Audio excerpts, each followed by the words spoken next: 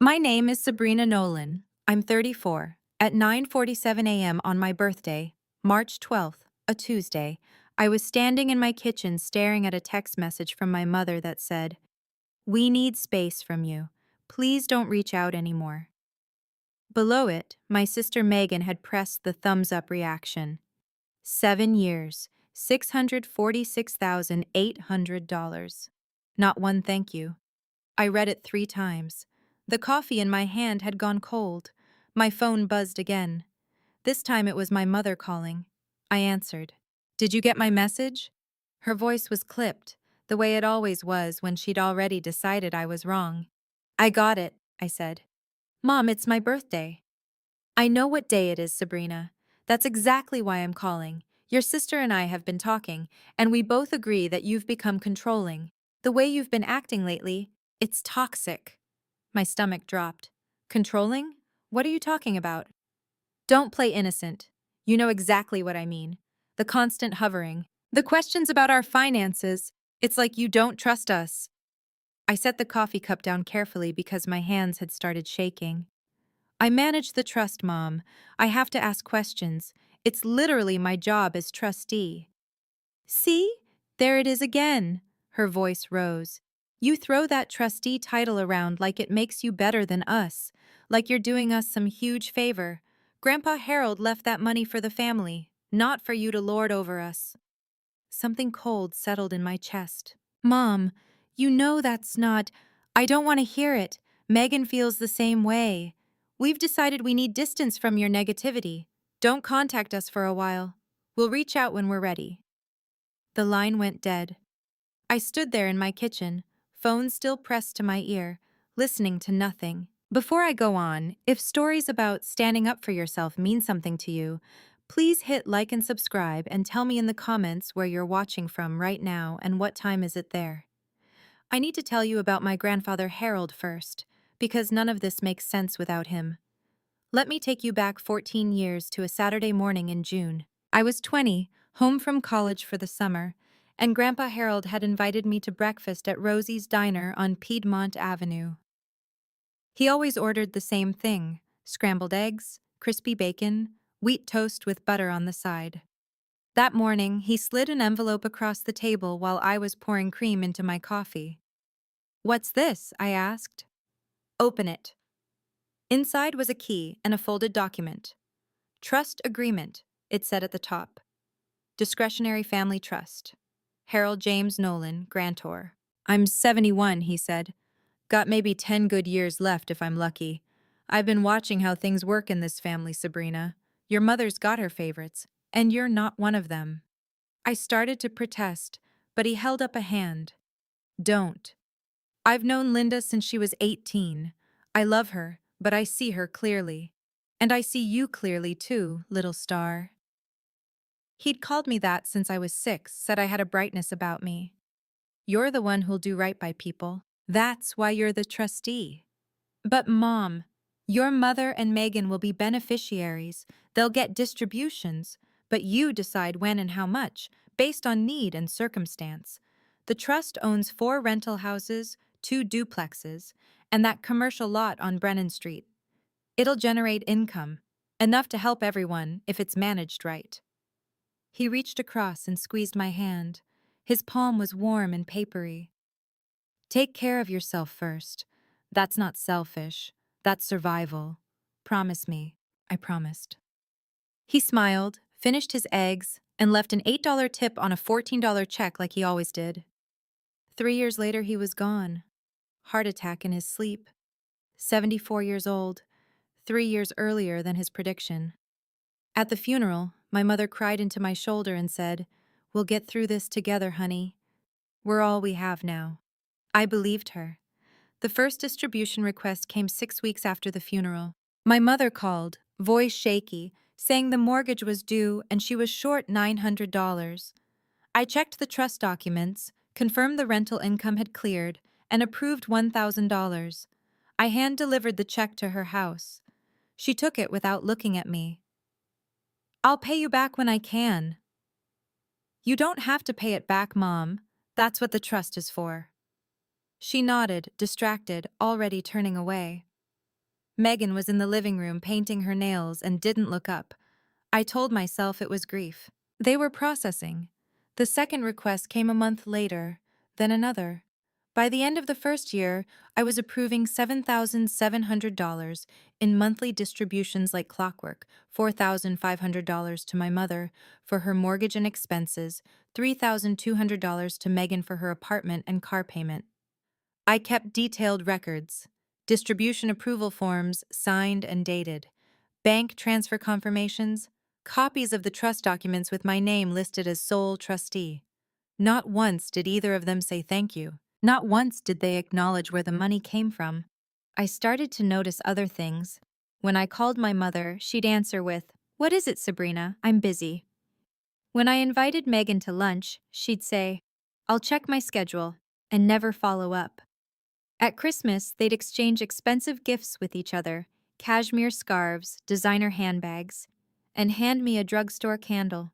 Year 3, I mentioned it to my Aunt Patty, my mother's older sister. We were at a coffee shop on Belmont Street, and I was trying not to cry into my latte.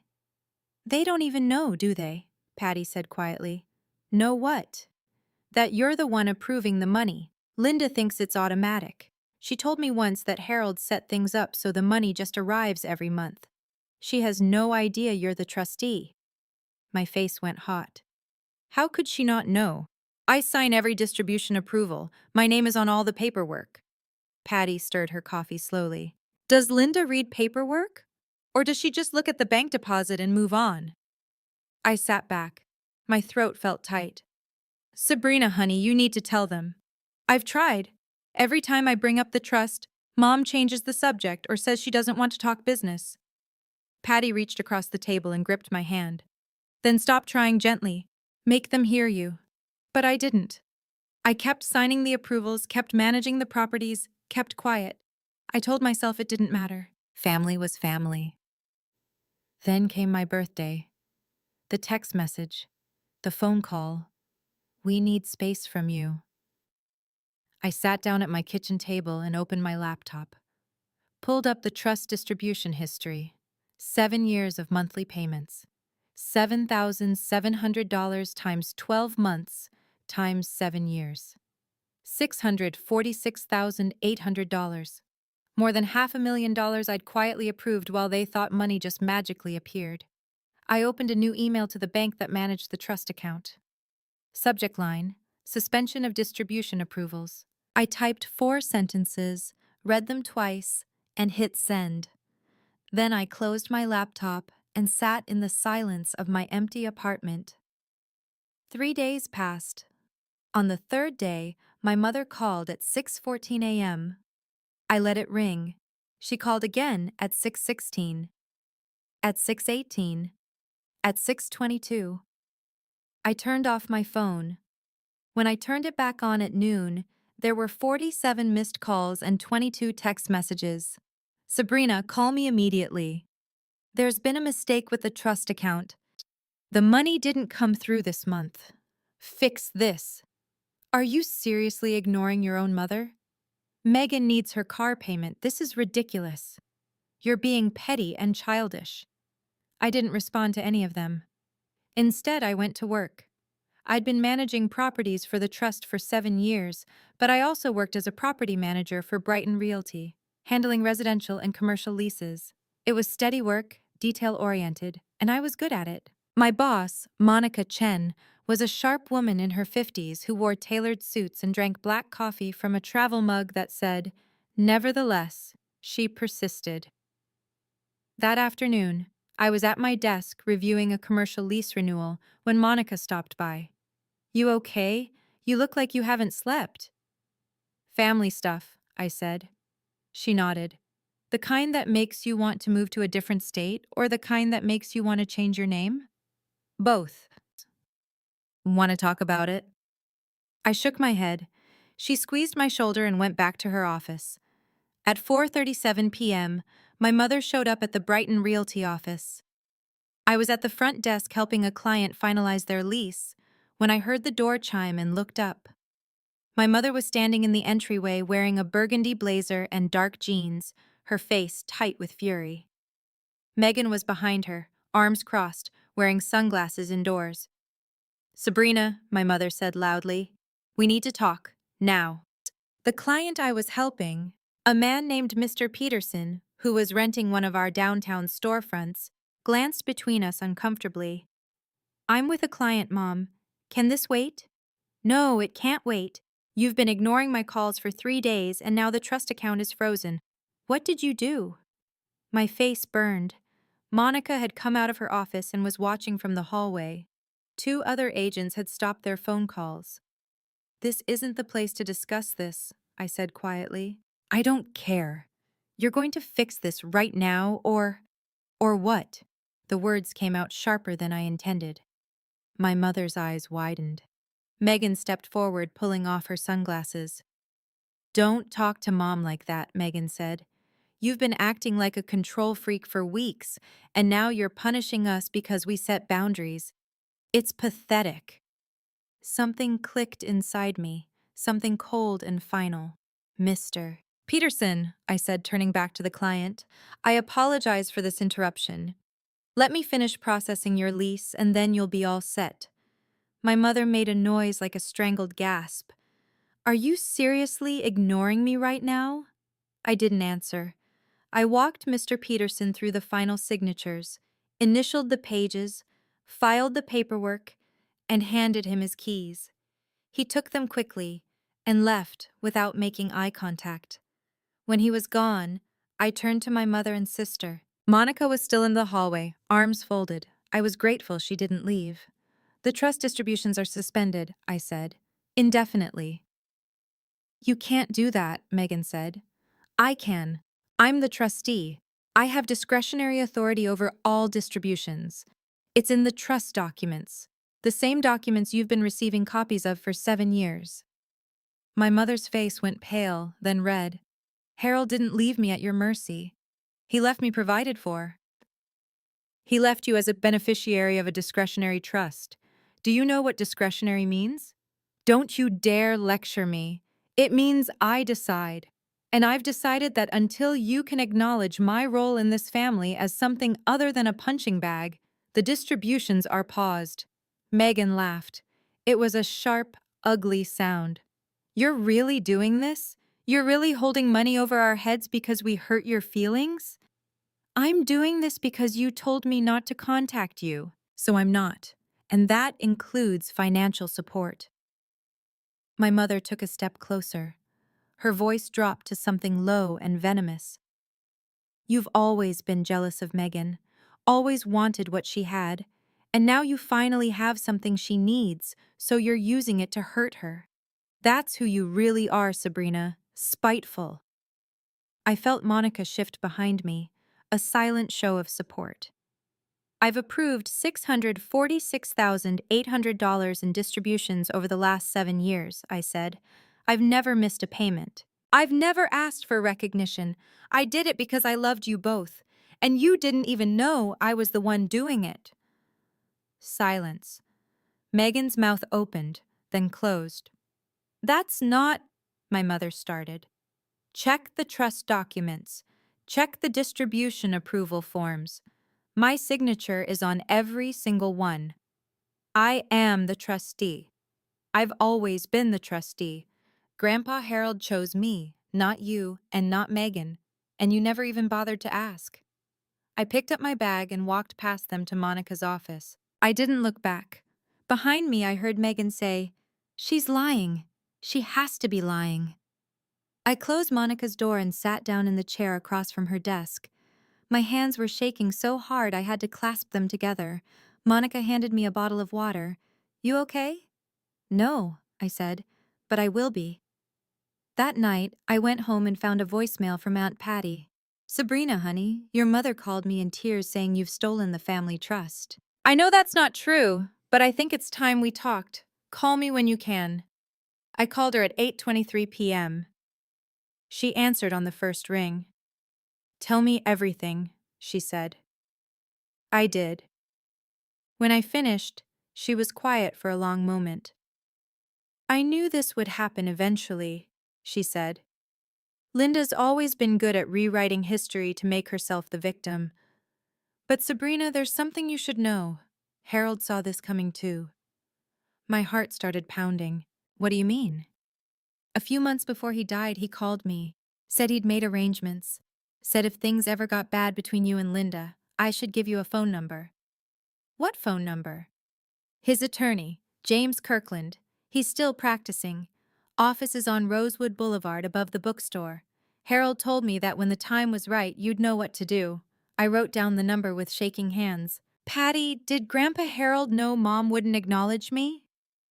Sweetheart, he knew exactly who your mother was. That's why he chose you. We hung up. I stared at the phone number for 20 minutes before I called. A man answered on the third ring. Kirkland and Associates. Hi, my name is Sabrina Nolan. I'm calling about the Harold Nolan estate. My Aunt Patty said, Miss Nolan. His voice shifted, became warmer. I've been waiting for your call. Can you come to my office tomorrow at 10 a.m.? Yes, but can you tell me what this is about? It's better if we discuss it in person. I'll see you tomorrow. I barely slept that night. James Kirkland's office was on the second floor of a brick building on Rosewood Boulevard, exactly where Patty had said. The waiting room smelled like old books and lemon polish. A receptionist led me to a corner office where a man in his early 70s sat behind a mahogany desk. Miss Nolan. He stood and shook my hand. Please sit.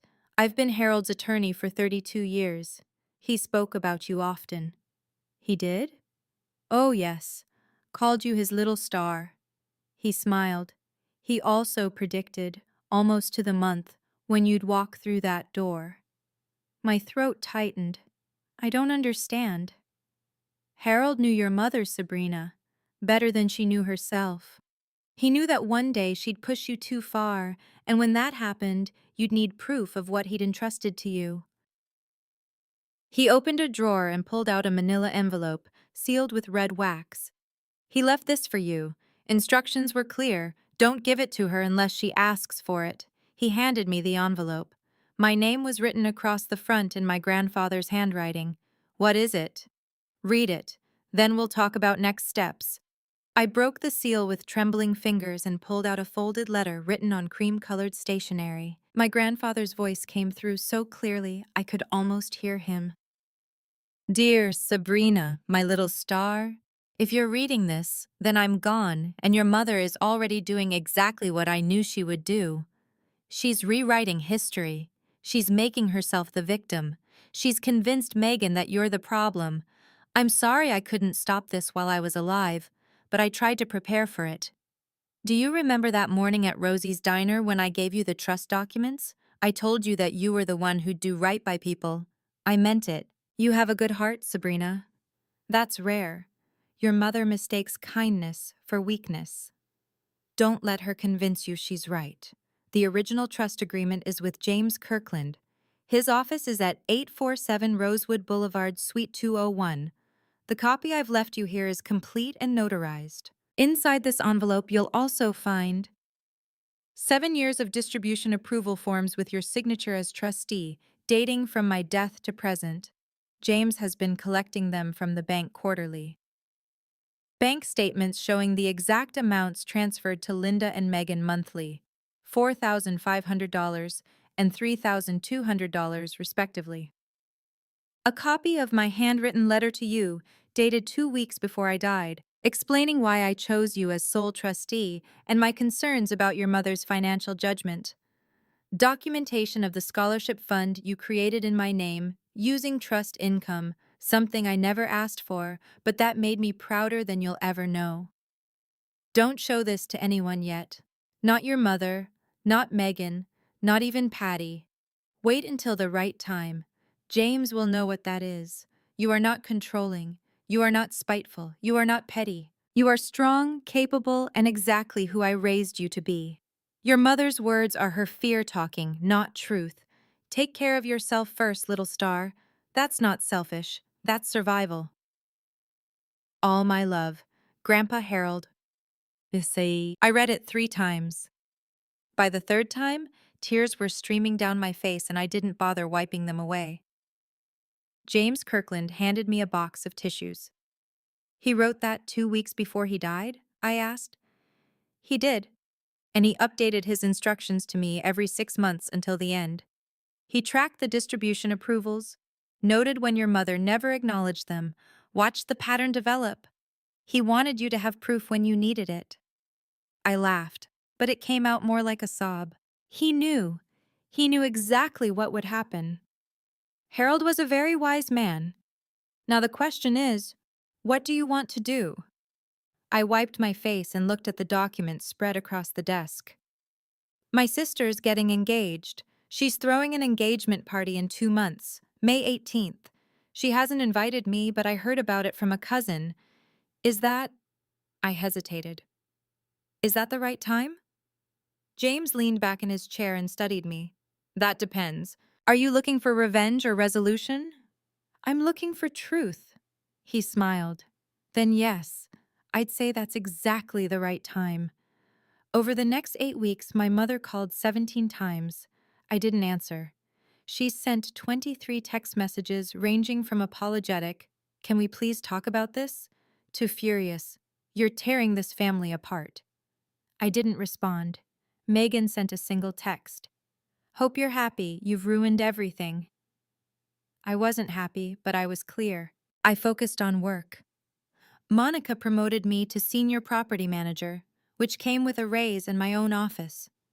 I started running again, something I'd stopped doing years ago. I read books, I planted tomatoes on my apartment balcony, I visited Aunt Patty every Sunday for brunch. "How are you holding up?" she'd ask. "I'm okay," I'd say. And slowly, it started being true. In mid-April, I got a Facebook notification. Megan had posted her engagement photos. She was wearing a white dress and holding hands with a man I'd never met. The caption said, "Can't wait to celebrate with all our favorite people. May 18th at Riverside Grill. Dinner, dancing, and love." 83 people had liked it. I wasn't tagged. I called James Kirkland. "I need you at Riverside Grill on May 18th, I said. "Can you do that?" "I'll be there. What do you need from me?" "Just the truth, and maybe a witness." "You've got both." May 18th arrived warm and clear. I wore a navy dress, simple and professional, and drove to Riverside Grill at 6:47 p.m. The party started at 7. I wanted to arrive before the crowd. James was waiting in the parking lot holding a leather briefcase. "Ready?" he asked. "No," I said, "but let's go anyway." The restaurant had been decorated with string lights and white roses. Round tables filled the main dining room, each set for 10. A head table at the front was draped in champagne-colored linen. I recognized my mother's taste in every detail. Guests were starting to arrive. I saw cousins, family friends, people I hadn't seen in years. They looked at me with confusion, then looked away quickly. At 7:14 p.m., my mother and Megan arrived together. Megan was radiant in a blush pink dress, her fiancé beside her in a navy suit. My mother wore silver and black, her hair styled in perfect waves. She saw me immediately. Her face went white, then red. She crossed the room in 6 strides. "What are you doing here?" "I'm here for Megan's engagement party." "You weren't invited." "I know." Megan appeared at my mother's elbow, gripping her champagne glass so hard her knuckles were white. "You need to leave. Now." "I will," I said. "After dinner." People were staring. My mother lowered her voice to a hiss. "If you make a scene, Sabrina, I swear, I'm not here to make a scene. I'm here to celebrate my sister." The lie came out smooth. I watched Megan's face shift from anger to suspicion to uncertainty. James had found a table in the back. He nodded at me once. Dinner was served at 7:45. I barely tasted my food. Around me, conversations hummed. Laughter erupted from the head table where Megan and her fiancé sat with my mother and his parents. No one talked to me. At 8:32 p.m., the restaurant manager approached the head table and spoke quietly to my mother. Her expression changed. She stood abruptly, following him to the back office. 3 minutes later, she returned. Her face was ashen. She leaned down and whispered something to Megan. Megan's smile vanished. The manager stepped to the front of the room and cleared his throat. The conversations died down. I apologize for the interruption, he said. There's been a misunderstanding regarding payment for tonight's event. The credit card on file was declined, and the backup account appears to be inactive. If we could sort this out quickly, we can get back to the celebration. Silence. 80 guests staring at my mother. There must be a mistake, my mother said, her voice too loud. I authorized payment weeks ago. The trust account? I said from my table. Every head turned. My mother's face went purple. Sabrina, don't you dare. The trust account that's been funding your mortgage for 7 years? The one you told me not to contact you about? That trust account? Megan stood up, her chair scraping against the floor. She's lying. She's trying to humiliate us. James stood and walked to the front of the room. He opened his briefcase and pulled out a folder. My name is James Kirkland. I was Harold Nolan's attorney for 32 years, and I'm the executor of the Harold James Nolan Discretionary Trust. He pulled out a document and held it up. This is the trust agreement, signed and notarized in 2010. It names Sabrina Nolan as sole trustee with full discretionary authority over all distributions to beneficiaries. My mother's mouth opened and closed. No sound came out. For the past 7 years, James continued, Sabrina has approved $7,700 in monthly distributions, $4,500 to Linda Nolan, and $3,200 to Megan Nolan. Every payment was documented. Every distribution form was signed by Sabrina in her capacity as trustee. He set down a stack of papers. These are the records. 84 months of approvals. Not one missed payment until March of this year, when the beneficiaries requested space from the trustee. A woman at table 4 gasped. My cousin Daniel was staring at my mother with his mouth open. That's not... Megan started. It's all documented, James said. Bank records, distribution forms, trust documents. Harold knew this day might come. He prepared for it. My mother's voice came out shrill. He left that money for the family, for me and Megan, not for her to control. He left it in a discretionary trust, James said, specifically so that Sabrina could ensure it was used appropriately. He was very clear about that in his instructions to me. You're both liars, my mother said, but her voice cracked. I stood up. The room was so quiet I could hear my own heartbeat. I'm not here for revenge, I said. My voice was steady. I'm here because for 7 years, I've quietly supported this family without recognition, without thanks, and without acknowledgement. When I finally set a boundary, I was told I was controlling. I was told I was spiteful. I was told to stay away. I looked at Megan. So I did. And that included financial support. Megan's face crumpled. I didn't know. Mom said... Mom said what? I asked. She said the money came automatically from Grandpa's will. She said it was set up that way. My mother grabbed Megan's arm. Don't say another word. But Megan pulled away. She told me we didn't need to thank you because you weren't involved. She said you were just trying to insert yourself into our finances to feel important. Her voice broke. I believed her. The silence that followed was deafening. My mother looked around the room at 80 pairs of eyes, at her sister Patty, who was shaking her head, at her brother Claire, who had his arms crossed, at family friends who'd known Harold, who'd heard him talk about his little star. This party is over, my mother said, but no one moved. Linda, Aunt Patty said from table 6, tell the truth. Did you know Sabrina was the trustee? My mother's voice failed. She tried again. It doesn't matter. That money was meant for me. It was meant for the family, I said. And I gave it to you, every month, for 7 years, until you cut me off on my birthday. My mother looked at me with something like hatred. Then she grabbed her purse and walked out of the restaurant. The door slammed behind her. Megan stood at the head table, her face streaked with tears. Her fiancé put a hand on her shoulder. She shook him off. I'm sorry, she whispered. I didn't know. I should have asked. I should have... She covered her face with her hands. I wanted to go to her.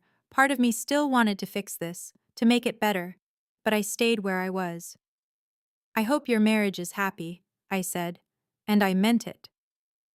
Then I walked out of Riverside Grill with James Kirkland beside me. Behind us, I heard chairs scraping, murmured conversations, the party dissolving into confused clusters. In the parking lot, James turned to me. How do you feel? I don't know yet, I said. That's fair. He handed me a business card. If you need anything, call me. Harold would be proud of you tonight. I nodded, unable to speak. He got in his car and drove away.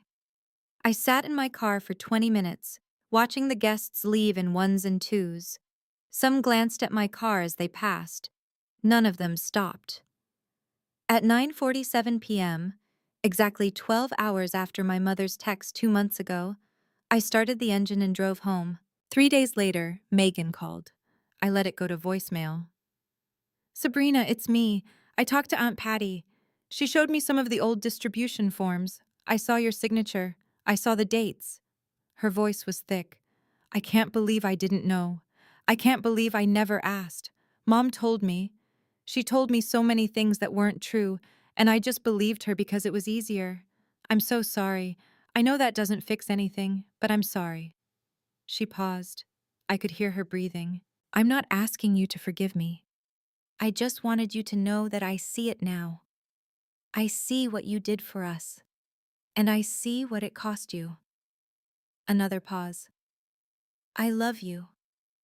I don't know if that matters anymore, but I do. The voicemail ended. I saved it. I didn't call back. My mother never called, never texted. 2 weeks later, Aunt Patty told me Linda had moved in with Megan temporarily, that she'd put her house on the market. The rental income from the trust properties continued, but I didn't approve any distributions. I set up a scholarship fund instead, expanding the one I'd created in Grandpa Harold's name. It would cover full tuition for 2 students per year studying property management or real estate law. 6 months later, I was sitting in my new apartment, a one-bedroom with a balcony overlooking the river, when I got an email from Megan. The subject line said, "No response needed." The email was short. I'm in therapy now, learning about enmeshment and golden child dynamics, learning how Mom used me as an extension of herself and how I let her, learning that love isn't supposed to come with conditions, but boundaries are healthy. I'm trying to become someone who asks questions instead of assuming, someone who says thank you, someone who sees people clearly. I have a long way to go, but I wanted you to know I'm trying. I hope you're well. M. I closed my laptop and walked out onto my balcony. It was late September, and the air had that first edge of autumn. The tomato plants I'd started in spring were still producing, heavy with fruit. I picked a ripe tomato, still warm from the sun, and bit into it. Juice ran down my chin. It tasted like summer ending and something new beginning. I thought about my grandfather. About that morning at Rosie's diner, when he'd called me his little star and told me to take care of myself first. About how he'd seen this day coming from years away and loved me enough to prepare for it. I thought about my mother and Megan, and the way families can love each other and still cause unbelievable harm. And I thought about the choice I'd made to step back, to let the truth speak instead of fighting to be heard. 7 years of silent generosity, 2 months of painful silence, 1 night of public truth. If you're watching this and you've ever quietly held up the people around you without recognition, type "I see you" in the comments.